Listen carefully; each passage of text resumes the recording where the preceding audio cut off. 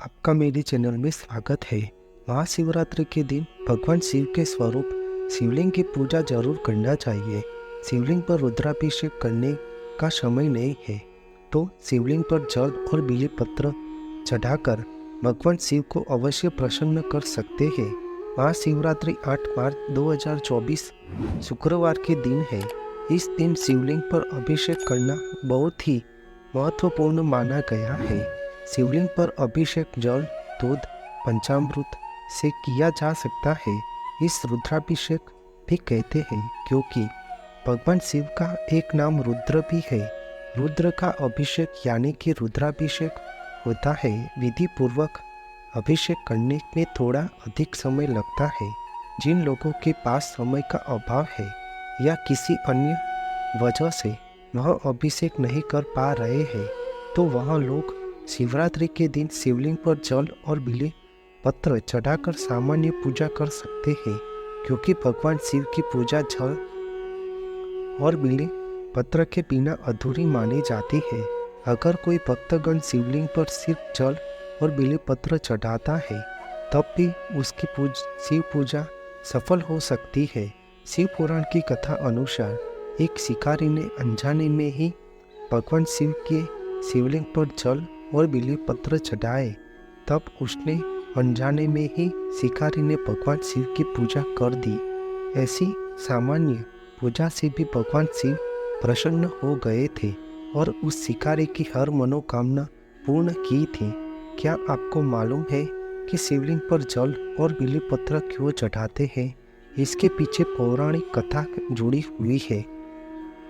बिली पत्र भगवान शिव की पूजा में अनिवार्य रूप से चढ़ाए जाते हैं।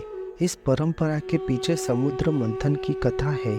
पुराने समय में देवता और दानवों ने मिलकर समुद्र मंथन किया था। समुद्र मंथन से सबसे पहले हलाहल नाम का विष निकला था। इस विष की वजह से पूरी सृष्टि के जीवों के प्राण संकट में आ गए थे। सभी की रक्षा के लिए भगवान शिव ने इस विष को स्वयं ही पी लिया और अपने गले में धारण कर लिया। विष की असर से भगवान शिव का गला नीला पड़ गया था। इस कारण भगवान शिव का एक नाम नीलकंठ पड़ा। हलाहल विष की वजह से भगवान शिव के शरीर में गर्मी बढ़ने लगी थी। माना जाता है कि उस समय सभी देवी देवताओं ने भगवान शिव को ठंडा जल, बिली पत्र और ऐसी चीजें खिलाई थी जिनसे उन्हें शीतलता मिल सके। बिली पत्र एक औषधि रूप माना जाता है। यह शरीर की गर्मी को शांत करता है। इसी मान्यता की वजह से भगवान शिव स्वरूप शिवलिंग पर जल और बिली पत्र चढ़ाए जाते हैं। यदि हम भगवान शिव की पूजा करने बैठे और हमारे पास नया बिली पत्र न मिले तो क्या करना चाहिए?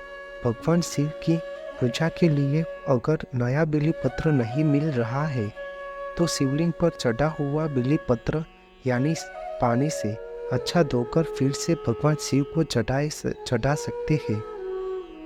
भगवान शिव के शिवलिंग पर चढ़ाया गया बिली पत्र कभी भी बासी नहीं माना जाता है। बिली पत्र को बार बार धोकर कई दिनों तक भगवान शिव की पूजा में चढ़ा सकते हैं। क्या आपको मालूम है बिली पत्र किन तिथियों पर नहीं तोड़े जाते हैं?